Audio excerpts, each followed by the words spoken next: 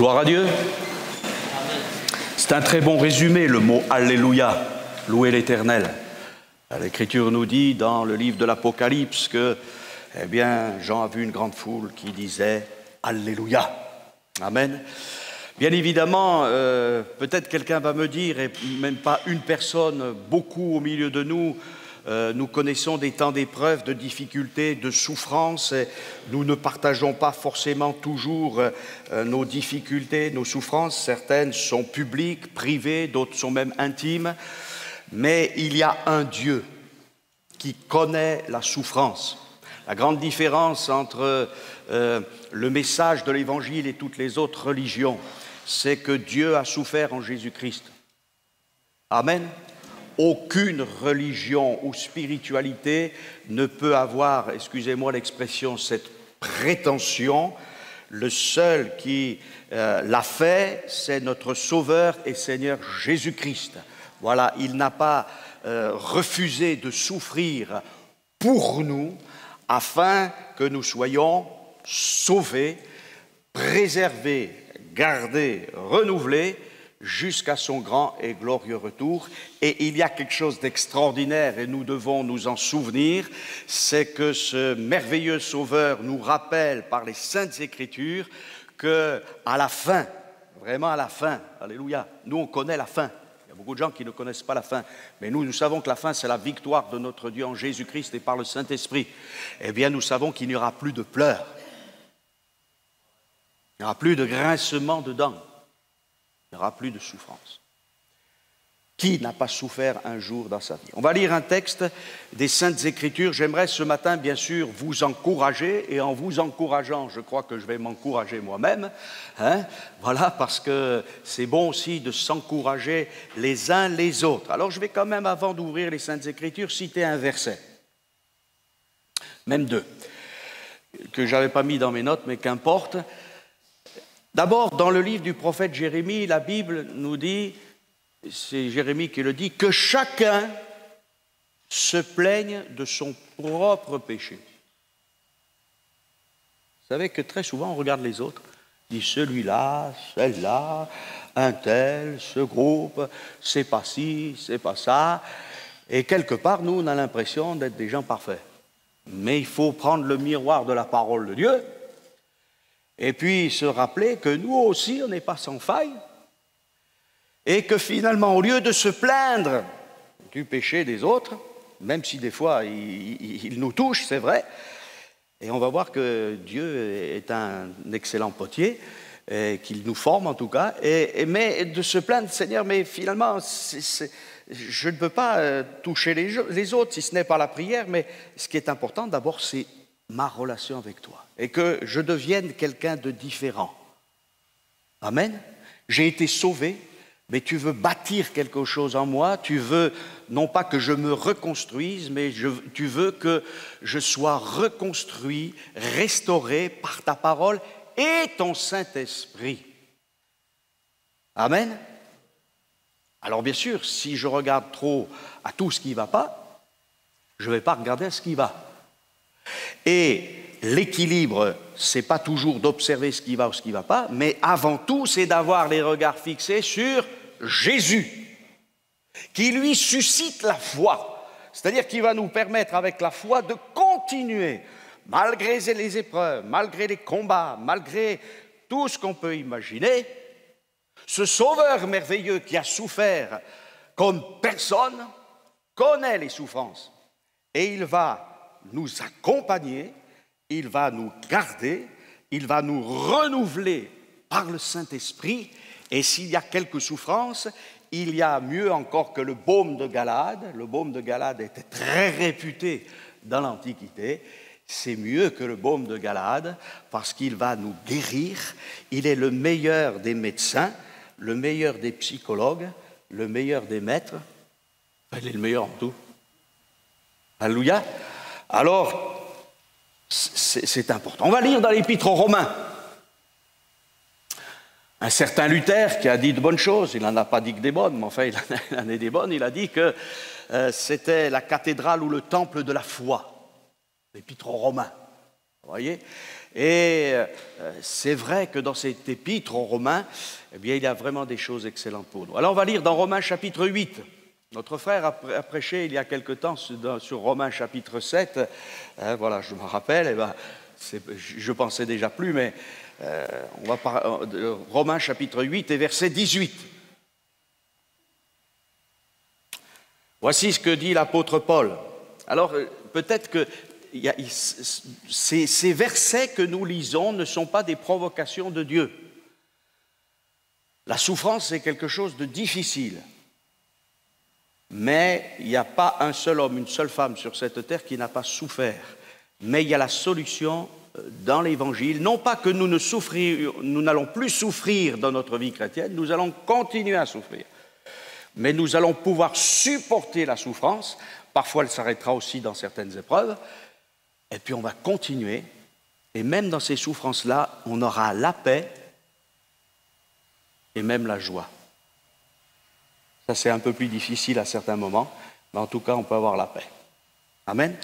J'estime, dit Paul, que les souffrances du temps présent ne sauraient être comparées à la gloire à venir qui sera révélée pour nous. C'est question de gloire. Aussi, la création attend-elle avec un ardent désir la révélation des fils de Dieu. Car la création a été soumise à la vanité, non de son gré, mais à cause de celui qui l'y a soumise, avec l'espérance qu'elle aussi sera affranchie de la servitude de la corruption pour avoir part à la liberté de la gloire des enfants de Dieu.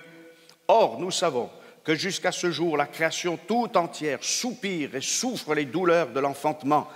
Et ce n'est pas elle seulement, mais nous aussi qui avons les prémices de l'Esprit. Alléluia. Nous soupirons en nous-mêmes en attendant l'adoption, la rédemption de notre corps. Parce que notre corps, il n'est pas encore glorifié. Car c'est en espérance que nous sommes sauvés. Alléluia. Or, l'espérance qu'on voit n'est plus l'espérance. Ce qu'on voit, peut-on l'espérer encore? Mais si nous espérons ce que nous ne voyons pas, nous l'attendons. Alléluia. Avec persévérance. De même aussi l'Esprit, merci Seigneur, nous aide dans notre faiblesse, car nous ne savons pas ce qu'il convient de demander dans nos prières, mais l'Esprit lui-même intercède par des soupirs inexprimables. Et celui qui sonde les cœurs connaît la pensée de l'Esprit, parce que c'est selon Dieu qu'il intercède en faveur des saints. Nous savons du reste que toute chose concourt au bien de ceux qui aiment Dieu, de ceux qui sont appelés selon son dessein, car ceux qu'il a connus d'avance, il les a aussi prédestinés à être semblables à l'image de son Fils, afin que son Fils soit le premier-né de beaucoup de frères, et ceux qu'il a prédestinés les a aussi appelés, ceux qu'il a appelés les a aussi justifiés, et ceux qu'il a justifiés, il les a aussi glorifiés. Amen. On pourrait continuer parce qu'il y a tellement de versets encore intéressants après, puisqu'il nous est dit qui nous séparera de l'amour de Dieu manifesté en Jésus-Christ. Personne ne peut nous séparer de l'amour de Dieu manifesté en Jésus-Christ, si ce n'est notre propre choix de dire un jour je quitte la main du Seigneur. Mais ça, il ne faut surtout pas le faire. Voilà, mais autrement, personne. Si on reste attaché au Seigneur, même avec nos faiblesses, mais en disant Seigneur, je t'en supplie, je veux rester attaché à toi, il va nous secourir, il nous prend dans les bras. Alléluia. Et oui, c'est ça le Seigneur. On ne réalise pas, mais surtout peut-être quand on est très jeune, on s'engage avec le Seigneur. Et puis, mais vous qui êtes plus âgés, vous savez que, heureusement que le Seigneur ne nous a pas dit toutes les épreuves par lesquelles on allait passer.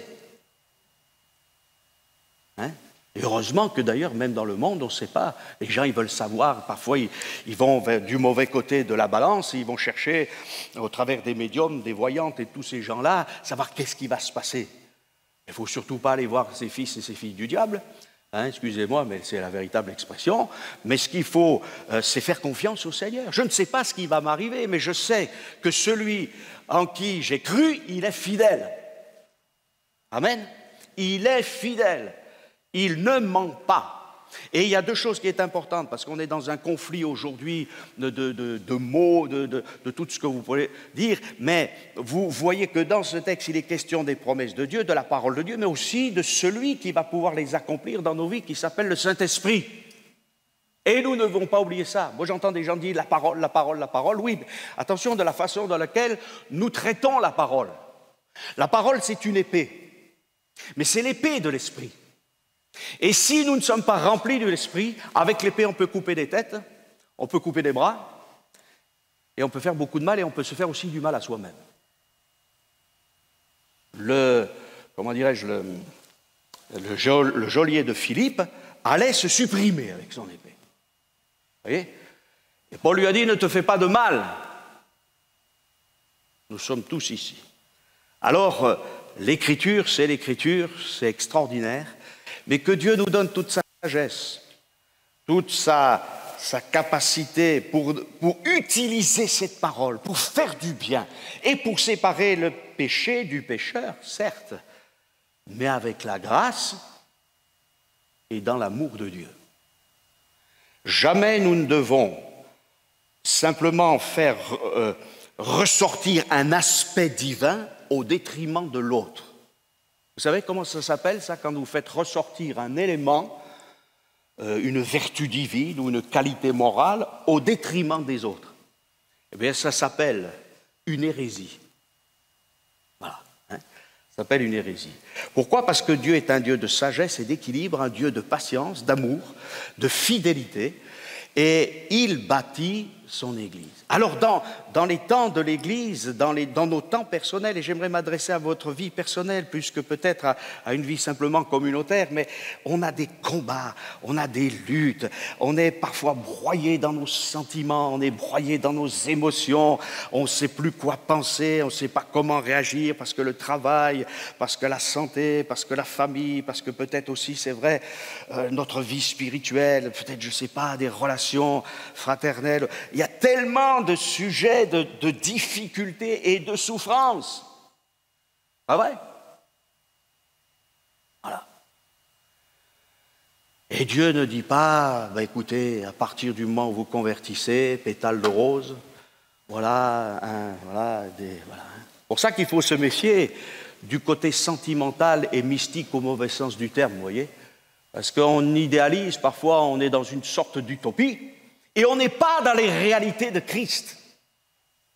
Christ qui est venu au milieu d'un monde pécheur, parce que le monde pécheur du temps de Christ, il était autant pécheur, monde de violence, un monde de dictature, un monde de débauche. Et c'est difficile dans ce monde, mais Christ est venu pour les pécheurs que nous sommes.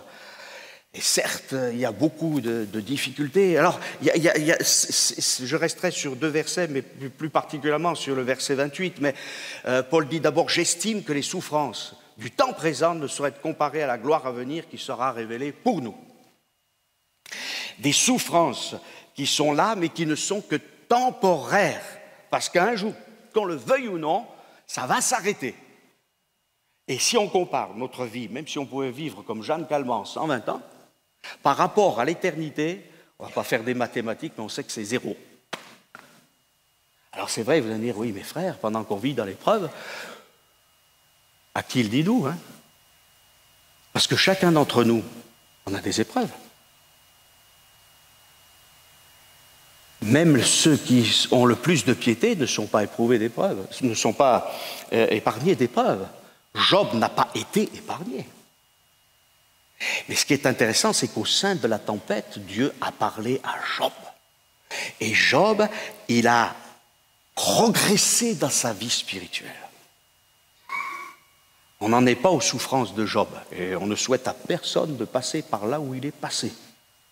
Ça suffit avec les nôtres. Mais Paul savait ce que c'était la souffrance. Dans un premier temps, il a fait souffrir les autres. Pourquoi? Parce qu'il estimait que ce qu'il pensait, il avait raison.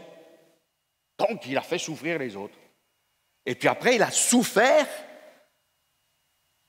pour que les autres quittent la souffrance du péché et acceptent la souffrance de la vie chrétienne pour être sauvés pour l'éternité. Parce que nous quittons la souffrance du péché si nous ne péchons plus ou si nous péchons moins, si je peux m'exprimer ainsi, nous allons avoir moins de souffrance, mais nous allons avoir les souffrances pour la cause de Christ parce que nous allons être rejetés à cause de notre témoignage de Christ, etc., etc., etc. Nous ne sommes pas dans une société où l'évangile est apprécié. Mais ce que nous voulons, ce n'est pas que le monde nous apprécie. Nous voulons que ceux qui sont appelés au salut soient touchés par la vérité. Et surtout, nous voulons que notre Dieu nous approuve. C'est ça l'Évangile. Alors, les souffrances, elles sont là, elles sont dures. Et comment alors bien sûr, Dieu abrège aussi nos souffrances. Il ne permet pas d'épreuves au-delà de nos forces. Il y a des choses, elles nous arrivent, c'est un tremblement de terre, c'est un cyclone, c'est un tsunami. Surtout quand ça arrive d'un seul coup. Et puis après, il y a un verset qui est là et c'est Romains 8, 28. Et ce verset, il n'est pas facile à, excusez-moi, à accepter, hein. Mais il est là. Et c'est la parole de Dieu. Mais on va voir, parce qu'il faut un peu l'expliquer. Nous savons du reste. Donc, ce n'est pas Paul simplement qui parle, hein, mais il dit, nous savons, nous les croyants, par la révélation de l'Esprit, que toute chose, que tout, concourt au bien de ceux qui aiment Dieu, de ceux qui sont appelés selon son dessein, son plan ou son propos. Et j'aimerais pendant quelques instants encore vous retenir pour parler de toutes ces choses, toutes choses. C'est-à-dire que les événements positifs, alléluia, et les événements négatifs. Israël sort d'Égypte, il y a eu les 10 plaies, déjà c'était pas mal. Ils sortent, alléluia, la bénédiction. Et ils vont dans un endroit qui est une impasse. C'est curieux, hein? On se dit, Seigneur, tu nous mets dans une impasse là? C'est quoi ce sujet? Je ne comprends pas. Mais nous ne pouvons pas comprendre, nous le verrons, le plan de Dieu. Le dessus de nous, c'est pour ça qu'il faut aussi marcher par la foi. Il y a des éléments du plan de Dieu que nous connaissons, que nous comprenons, mais pas tout. Alors, ils arrivent et puis l'armée égyptienne arrive. Et Dieu leur dit, voilà, moi je vais manifester ma gloire. Parce que ce qui était certainement le plus grand orgueil de Pharaon, c'était son armée. Et la 11e plaie est arrivée pour l'Égypte. Et il a manifesté sa gloire par deux choses. Il a fait passer son peuple au travers de murailles d'eau. Je ne sais pas si on imagine. Même les plus grands producteurs de cinéma n'arrivent pas à imaginer vraiment la chose. C'était au-delà de tout ce qui a pu être représenté. Et voilà que ceux qui passent à leur suite pour les détruire sont détruits eux-mêmes. Mais imaginez l'émotion du peuple. D'ailleurs, on le voit dans l'Écriture. Enfin, Moïse, c'est fini maintenant. Il y avait suffisamment de tombeaux en Égypte. Et ça lui a été répété à chaque fois. Mais Dieu, avec sa patience et sa fidélité, a continué. Et une remarque que j'aimerais faire, c'est que quand on voit la fidélité de Dieu avec Israël et aussi avec l'histoire de l'Église, on mesure l'amour de Dieu. Parce que vous faites sortir un peuple d'Égypte et ils sont encore dans l'idolâtrie, avec l'étoile du Dieu enfant. Ils sont encore là, prêts à être dans la débauche, il y a le veau d'or, ils contestent toujours. Et finalement, on n'est pas un peu comme ça, nous, les êtres humains? Et oui, on est comme ça. Et Dieu patiente. Et vous savez qu'à un moment donné, Dieu a dit à Moïse, écoute, je vais tous les détruire et puis je refais quelque chose avec toi. Il n'est pas tombé dans le piège, Moïse. Ça nous a été dit déjà, mais je le répète, parce que je dis non, parce que ta gloire, elle passe avant tout. Ta gloire, elle passe avant mes souffrances. Ta gloire, elle passe avant le fait que ce peuple, en partie, est difficile, parce qu'il y a aussi des fidèles. Donc, voilà, c'est ça. Et quand c'est Dieu qui est le chef, c'est Dieu qui est le roi. C'est Jésus qui bâtit son Église. Alors, toutes choses, les éléments positifs et négatifs, parce qu'il y a aussi les éléments positifs. Et parfois, on est tellement habitué à un Dieu qui nous bénit qu'on oublie toutes les grâces dont il nous a comblés. Alléluia. Nous, en Occident, pour la plupart d'entre nous, on a un logement quand même décent, on n'est pas sous les bombes, on n'est pas sous les attaques terroristes généralisées, et on a encore du pain dans nos assiettes, et on oublie tout cela, il ne faut pas l'oublier. Soyez en toutes choses reconnaissants. Ça, c'est formidable, Seigneur. On a un lieu de culte, alors on va venir, on va prier, on va témoigner. Chez soi, mais aussi ici, Alléluia. Les deux sont valables. Toute chose concourt au bien de ceux qui aiment Dieu. Et c'est ça qui est extraordinaire. Il faut que l'argile tourne sur le tour du potier pour être formée. Et c'est pour ça que une épreuve venant, bien sûr, on veut sortir de l'épreuve. Et Dieu veut aussi nous faire sortir de nombreuses épreuves et manifester sa gloire. Mais cette épreuve, elle va être à la gloire de Dieu si elle cesse par une intervention glorieuse de Dieu. Mais elle va nous apprendre quelque chose. Peut-être aussi à être plus sensible à la souffrance des autres. À comprendre que parfois il y a des déchirements et qu'on n'a pas peut-être prié suffisamment les uns pour les autres, qu'on n'a pas eu suffisamment d'attention pour l'autre. On est dans une situation aujourd'hui où les gens sont égoïstes, ils veulent leur bien-être, ils veulent que ça marche comme ils veulent. Et puis Dieu dit non, c'est moi qui ai un plan pour toi. Alors arrête de rêver à des plans pour que Dieu rentre dans tes plans. Ça, c'est pas biblique. Il y a des gens, ils font comme cela. Ils ont une idée, ils sont contents, ils ont un plan, voilà. Puis après, ils disent quand même, je suis un chrétien, il faudrait savoir si c'est biblique, ce que je pense. Mais c'est pas comme ça que ça marche avec Dieu. C'est Seigneur, envoie-moi où tu veux, quand tu veux, comme tu veux. Je vous déçois, hein. Mais c'est la vérité, ça. Et ça se trouve à la prière. Seigneur, si tu veux que je parle à cette personne, conduis-moi. Seigneur, je veux être sensible à ta voix. Je veux écouter ta voix. Alors, toute chose concourt au bien de ceux qui aiment Dieu. Concourir, ça veut dire que ce soit des choses difficiles ou des choses faciles, des bénédictions, Dieu veut que tout cela concourt à sa gloire d'abord, au salut des âmes et aussi, quelque part, à notre édification, c'est-à-dire que nous grandissions en Christ. Et ce mot qui est utilisé dans le grec, hein, c'est un mot qui a donné le mot synergie. Synergie, qu'est-ce que ça signifie une synergie? Ça veut dire que, eh bien, il y a des éléments dynamiques, des éléments de travail qui vont être ensemble et qui vont ensemble être beaucoup plus efficaces que des énergies individuelles. Bon, c'est simple, ça veut dire que, d'ailleurs Jésus dit là où deux ou trois sont rassemblés en mon nom. Donc il commence sa synergie ou son unité de travail et de puissance et de dynamique avec au moins deux ou trois. Donc deux, c'est le couple, hein, ou c'est un frère et une sœur, selon la chair ou même selon l'esprit. Voilà, donc deux ou trois, et puis si on est 4, 5, 6, c'est pas plus mal. D'accord? Alors bien sûr, quand on rassemble des forces, ils ne sont pas pareils, hein? Pas les mêmes caractères, pas les mêmes capacités. Alors, il ne faut pas être jaloux des capacités de l'autre, des fonctions de l'autre, parce que sinon, on ne s'en sort plus. Et c'est vrai que des fois, ça peut créer un peu des tensions, mais néanmoins, la force et l'efficacité est plus grande. Amen? Et voilà. Alors, il y a un humour un petit peu, c'est que 1 et 1 égale 3 avec la synergie. Vous comprenez, ce n'est pas des bonnes mathématiques. Hein. Voilà, s'il y a des enfants dans la salle, ne dites pas à votre professeur d'école 1 plus 1. Le pasteur a dit que 1 plus 1 égale 3. Hein, parce que je vais avoir des problèmes avec l'éducation nationale. Hein.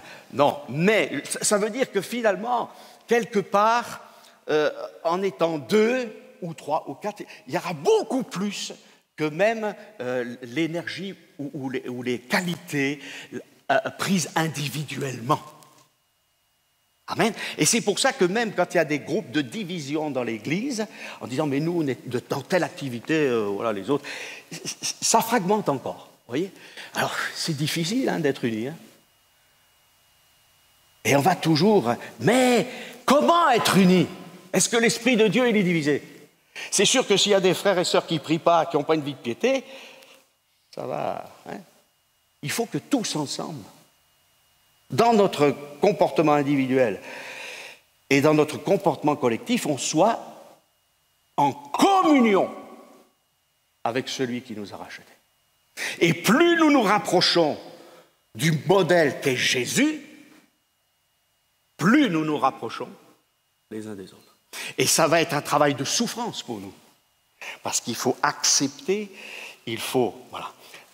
En Jésus, je parlais de la Samaritaine dimanche dernier, mais Jésus va se révéler à la Samaritaine. Il ne va pas tout de suite lui dire, mais attention, tu n'es pas marié, je veux que dans l'heure qui suit, tu te maries avec ton mari. Hein. Et pourtant, il a fallu qu'elle règle certainement ça. Hein. Mais d'abord, il commence. Et après, il achève. S'il ne lui avait pas dit, je suis le don de Dieu, ça ne sert à rien. Il aurait été quelqu'un qui fait de la morale. Mais ce n'est pas suffisant. Il ne faut pas confondre, et je vais en parler, parce que ça fait un moment que je dis que je vais en parler, mais je vais en parler, hein, ça va arriver. Je parlerai sur le sujet de la sainteté, mais il ne faut pas confondre la moralité et la sainteté. La sainteté est beaucoup plus exigeante que la moralité, mais très souvent, nous nous réfugions dans une sorte de moralité pour dire « je suis saint ». Et c'est différent. Alors, la synergie. Mais toute chose concourt au bien de ceux, il y a une condition, de ceux qui aiment Dieu. Parce que cette condition, on cite ce verset un peu à travers soi. Voilà, toute chose concourt au bien de ceux qui aiment Dieu. Mais la question qu'on peut se poser, moi je la pose à moi-même, aimes-tu le Seigneur comme tu devrais l'aimer? Ah ben, je vais dire non. Il faut encore que je l'aime plus. Et plus je l'aimerai, plus les circonstances me seront non pas favorables pour moi-même comme un égoïste, mais seront favorables à la manifestation du Dieu glorieux. Donc, si nous sommes tièdes, nous n'aimons pas Dieu, nous allons aussi avoir des situations qui n'apporteront rien, qui ne vont pas concourir, si je peux insister par là. Et c'est ce qui se passe dans notre monde, qui ignore Dieu, donc il y a des problèmes, mais voilà. Mais même avec ces problèmes-là, Dieu veut justement contraindre les gens à arriver jusque vers lui. Mais il faut aimer Dieu. Ceux qui aiment Dieu, c'est-à-dire que même si tu as une bonne vie spirituelle et une belle vie de piété, que tu cherches vraiment, et qu'il t'arrive quelque chose, ne t'inquiète pas, mon frère, ça va quand même concourir à ton bien. Et le mot aimer, là, c'est pas aimer, j'aime bien, vous savez qu'il y a plusieurs mots en grec, hein? C'est le mot agapao qui parle de l'amour divin. C'est pas l'amour. J'aime et j'ai de la joie d'aimer, ça me fait plaisir, ça m'épanouit. Vous savez qu'aujourd'hui, on fait beaucoup d'épanouissement personnel, mais l'épanouissement personnel et égoïste n'appartient pas à l'Écriture. Si Jésus avait recherché son épanouissement personnel, il ne serait pas descendu dans ce cercle de pécheurs qui révoltaient et moqueurs, mais il est venu. Alléluia. Mais la Bible nous dit qu'il a hérité d'une gloire d'autant plus grande qu'il s'est abaissé lui-même. Alors, c'est ça qui est important. Cet amour, non pas qui prend pour avoir du plaisir, c'est ça aujourd'hui, hein, l'amour pour les gens. Mais cet amour qui donne, même s'il ne reçoit pas. Ou s'il ne reçoit pas tout de suite. Parce que le Seigneur, après, a été aimé, même si on ne l'aime pas encore bien comme il faudrait. Mais il nous a aimés, il n'a pas eu tout de suite le retour. L'Écriture nous dit qu'il a mis le comble à son amour pour eux, juste avant la croix, en leur lavant les pieds. Vous croyez qu'instantanément, ils sont attachés au Seigneur, ils l'ont aimé, ils ont été crucifiés avec lui à côté? Mais il savait, il était patient, alléluia. Et puis après, il y en a qui sont morts pour sa cause. Parce qu'ils l'ont découvert comme celui qui est fidèle, comme celui qui ne les abandonne pas. Amen. Alors, voilà, aimer. Puissions-nous aimer, parce que, bien sûr, il y a une condition. Toutes choses vont concourir à notre bien, à notre édification. Nous allons être secourus, nous allons même dire, mais Seigneur, l'épreuve, elle était difficile, parce qu'il y a des gens, ils veulent se réjouir des épreuves. Moi, je crois qu'il ne faut pas être non plus voilà, aimer la souffrance pour la souffrance. Dieu ne nous a jamais demandé ça. Mais cette souffrance, cette épreuve, je suis passé par là, mais Seigneur, au travers au moins de cette souffrance, j'ai appris quelque chose. J'ai grandi. Et je veux encore grandir. Alors c'est vrai qu'il y a aussi des choses qui sont des grandes bénédictions et qui doivent aussi nous édifier. Et c'est pour ça que mes frères et sœurs, comptons les bienfaits de Dieu. Et utilisons les choses qui ne sont pas des souffrances pour le service de Dieu. Et puis il nous est dit, et je termine par cela, de ceux qui sont appelés son plan, selon son dessein.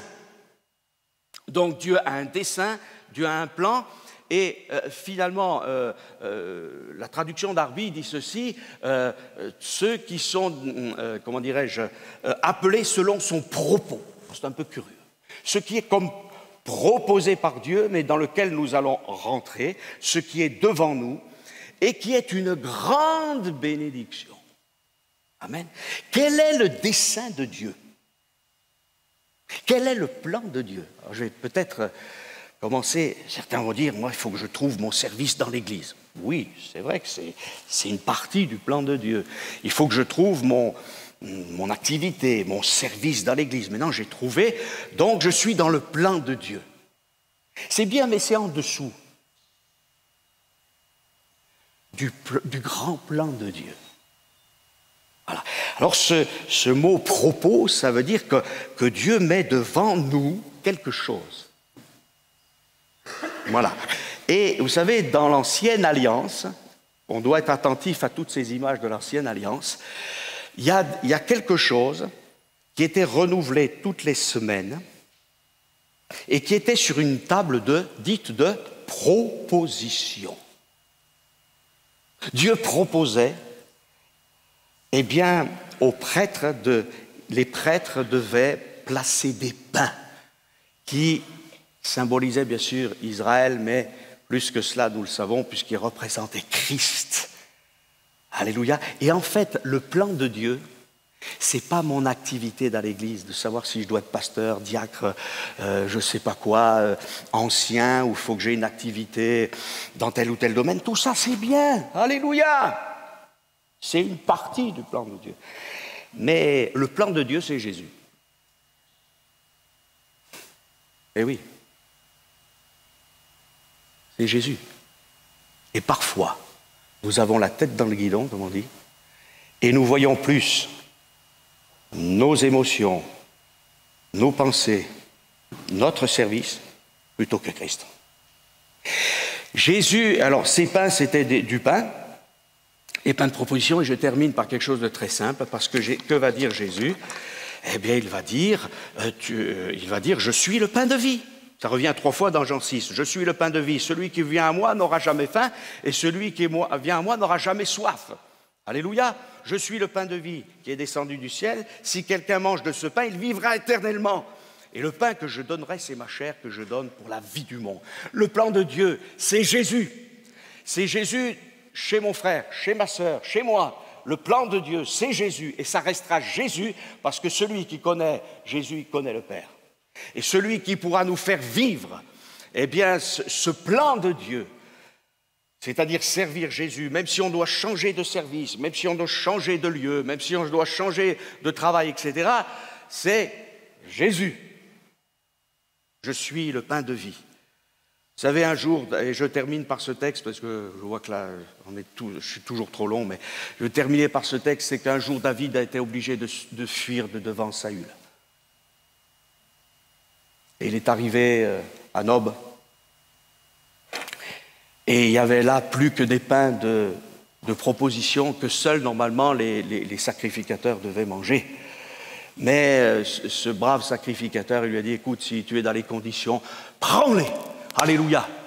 Et ça, c'est finalement une prophétie sur la grâce. Alléluia. Et puis, il ne faut pas oublier que chacun d'entre nous, en tant que chrétiens, nous sommes devenus, eh bien, des prêtres. Voilà, pour notre souverain sacrificateur qui s'appelle Jésus. Alléluia, nourris. Alors mon frère, nourris-toi de celui qui est le pain de vie. Regarde à Jésus dans ton épreuve. Pense aussi à ton frère, ta sœur qui est dans l'épreuve. Et voilà, et là, eh bien nous pourrons vivre ce texte en disant, c'est vrai Seigneur. Nous ne souhaitons pas des épreuves trop difficiles. Il y a des frères et sœurs qui sont passés ces derniers temps par des choses vraiment très difficiles. Et même qui n'ont pas voulu que ça se sache, parce que c'est tout à fait normal. Voyez, mais que Dieu les bénisse et que Dieu nous bénisse ensemble. Alléluia. Nous ne voulons pas oublier la croix, nous ne voulons pas oublier qu'il est mort pour nous, qu'il a souffert pour nous. Et avec l'apôtre Paul, nous disons encore, j'estime que les souffrances du temps présent n'ont rien à voir avec le poids éternel de gloire qui nous attend. Amen.